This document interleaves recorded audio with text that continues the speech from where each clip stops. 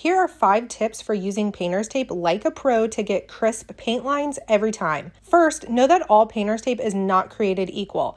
I only use FrogTape painter's tape because it has a super absorbent polymer on the sticky side of the tape that forms a micro barrier and seals the edges to prevent paint bleed. Second, use the correct tape adhesion. FrogTape makes a variety, and my favorites are the delicate surface tape that is ideal for recently painted walls, on cabinets, or on floors, and their multi-surface tape, which has a medium adhesion, which is perfect for baseboards and trim, cured paint, carpet, and more. Third, be sure to wipe down your surfaces before applying your tape to remove dirt and dust and ensure the tape can adhere to the surface. Fourth, apply the painter's tape in shorter, ripped off pieces to make sure you aren't stretching the tape, which could cause paint bleed. And don't forget to go over the edge of the tape with a firm plastic tool or a card to seal the edges. And the fifth tip is to remove the tape while the paint is still wet. Pull it off at a 45-degree angle slowly. With these 5 tips and a roll of FrogTape, you can paint any surface like a pro and get super sharp paint lines. If you have more painting questions, leave them below.